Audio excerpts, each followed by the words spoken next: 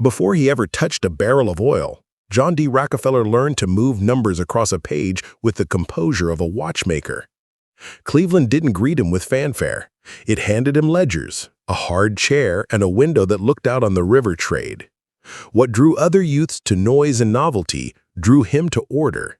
And so, on streets that smelled of wet timber and horse sweat, he began not by making speeches, but by making rounds, storefront to storefront, door to door. Hat off, eyes steady, voice modest. He was not looking for an audience. He was measuring a city. From that first morning, the routine itself became an apprenticeship.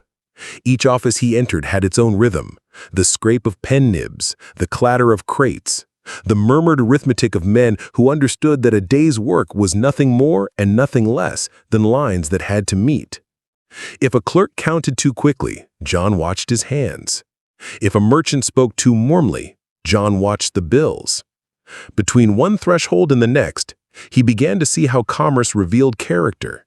In the care with which people posted entries, in the calm with which they faced shortages, in the way they balanced truth and story when the numbers turned against them. He left those visits weary but unshaken. Ledgers reward patience. So does a city. Soon enough, the desk found him. It was not a grand desk, only a practical one, scuffed where generations of forearms had leaned. Beside it sat a stool that creaked its disapproval whenever a man shifted his weight. On the blotter lay the tools of a reliable trade: ink, ruler, quill, a small pocket watch. John touched each instrument the way a violinist touches strings, testing for soundness. Then, as the carts rattled in the street below, he set to work on the language that suited him best: double-entry bookkeeping, the grammar of exactness. Where others saw paperwork, he saw control. If columns would meet obediently on paper, perhaps men and goods and promises could be persuaded to meet just as obediently in life. That conviction did not arrive as a revelation. It grew hour by hour, like light across a floor. The older clerks taught him much, and the city taught him more. A crate of apples that turned too soon was not tragedy, only a failed forecast of time and temperature. A boat that missed the tide was not bad luck, merely a mistake in counting hours. He learned to see error the way a smith sees a crack, not a reason to curse, a reason to file. And because he measured before he spoke, because he preferred proofs to protests, the people around him began to notice something unusual. Their work grew cleaner in his presence. Bills went out with fewer smudges and more accuracy. Collections, once reluctant, began to arrive on time, as if tardiness felt foolish under the gaze of a man who did not scold and did not forget. Yet numbers alone were not the lesson. Reputation was the interest the numbers earned. Word traveled down the docks faster than a wagon could roll. There was a young fellow whose pages balanced and whose temper didn't. He did not play hard to seem hard. He played fair to make fair the rule. When he disagreed, he was courteous and immovable, like a door that swings smoothly but closes firmly. Even his handwriting suggested what he wanted the world to be: upright, measured, and without unnecessary flourish. In an age that loved display, he loved discipline. With that discipline came a private covenant. Long before the public would weigh his character with the clumsy scales of praise and blame, he weighed it in quiet. Work steadily, save relentlessly, honor commitments, keep excellent records. He did not engrave the words in bronze, he engraved them in habit. To arrive at the desk when the light came was not a sacrifice, it was a kind of peace. To save before he spent was not stinginess, it was architecture. To honor a date was not prudery, it was how trust survives its first winter. And to maintain records so precise that questions withered in their presence was not obsession. It was mercy on future hours which would not need to be spent hunting yesterday's mistakes. As days became weeks, the city offered chances to test those lines. The first time he sought an allowance from a transporter, he did not posture, threaten, or flatter. He arrived with a page of facts, 2 reasonable options, and a notion of what both sides could live with. He smiled rarely and blinked seldom, not because he enjoyed severity, but because he wished to spare the transaction everything that could not be written down. Negotiation, he discovered, is not a contest of adjectives, but of tolerances. Decide what can be conceded and what must be protected, then act as if those lines were cut into a beam. The other man, accustomed to theater, found himself disarmed by arithmetic. They shook hands without victors. The ledger left the room stronger than it entered. Meanwhile, the river kept teaching. Barges met wagons, wagons met warehouses, invoices met ledgers, ledgers met drawers. John began to see these as a single flow with points of friction that could be reduced. The firms that controlled timing, when a load arrived, when a bill went out, quietly took the advantage. Where chatter flourished, margins suffered. Where checks were posted promptly, rot diminished and tempers followed.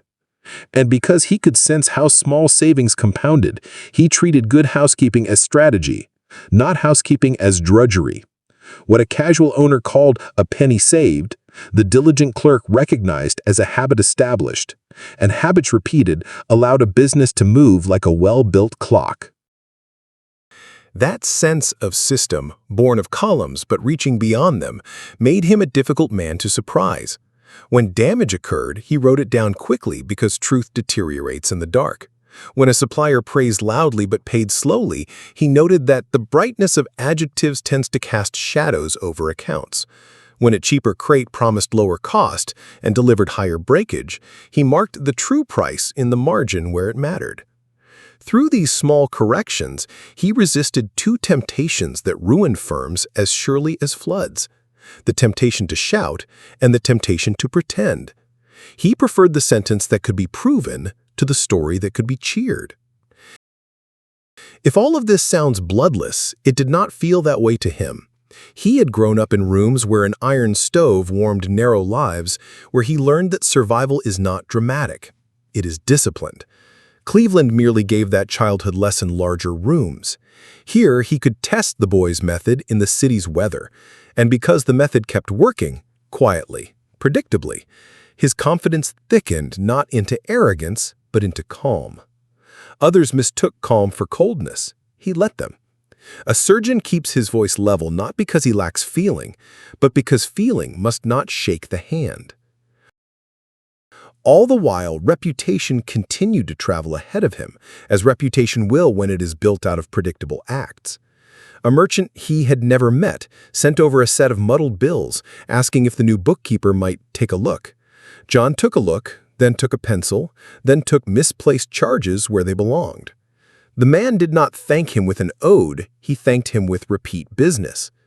In that exchange lay a rule John treasured: applause is pleasant, but accuracy pays. Gradually, the desk taught him a broader lesson still. Columns could be arranged into order, so perhaps could people and processes.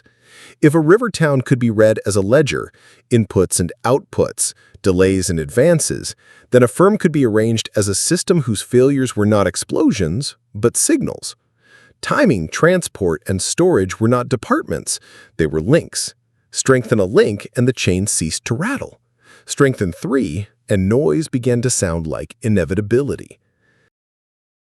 None of it required drama. Cleveland granted him the kindness of practice without spectacle. He could make mistakes quietly, correct them quickly, and move forward without leaving footprints that gossips could trace. In that anonymity, the habits that would one day terrify competitors were forged without audience, discipline without spectacle, records without romance, promises kept without applause. He did not ask the world to notice. He asked the numbers to behave. Evenings, when the office air had the used freshness of a room that has done its work, he tied his ledger, snapped shut his pocket watch, and crossed the same streets he had once paced as a petitioner. The city had not grown smaller. He had grown steadier. He carried the boy from Richford in his breast pocket the way a man carries a talisman, never on display, always near. That boy counted pennies beside a frosted window because counting was how one made the world less random. The young man counted shipments because counting was how one made a firm less fragile. Neither act had romance in it. Both had mercy. What he could not see yet, no one could, was the size of the future that would meet his method. Oil would soon outrun all other trades in its ability to magnify small efficiencies into large dominions. When that day arrived, he would bring to it not swagger, but system. The reflex to make columns meet, the habit of reporting reality quickly, the instinct to earn predictability by paying attention. People later would argue about the titles, monopolist or modernizer, robber baron or systems genius. Such labels orbit a core that Cleveland made legible. He could arrange effort into order, and once arranged, he could keep it there. If you want to grasp the engine of Rockefeller's life, do not begin with the refineries, begin with the rooms. Begin with the cold window and the warm lamp. Begin with the desk that taught him to locate waste and the river that taught him to reroute it. Begin with the vows he made to no witness, to work steadily, to save relentlessly, to honor commitments, to keep excellent records. He did not know how tall a structure those vows could support. He knew only that they could bear the next floor, and the next. Methods, unlike luck, do not tire. So the story of Cleveland closes not with a shout, but with a tying of string. The ledger is bound, the lamp is dimmed, the watch slips back into its place. Outside, the city still makes its noisy arguments, and tomorrow it will do so again. Inside, a young man turns the key and touches the door jamb as a craftsman touches his bench, out of respect. He walks home down rutted streets that glisten with damp and resolve. Somewhere a wagon breaks, somewhere a captain curses the wind. He lets the sounds pass through him. What he carries is quieter and therefore stronger, a method that will scale when the world suddenly does. And if the coming decades insist on weighing him with heavy words, let them. The counterweight he has chosen is lighter and more exacting. It is the steady pull of numbers into line.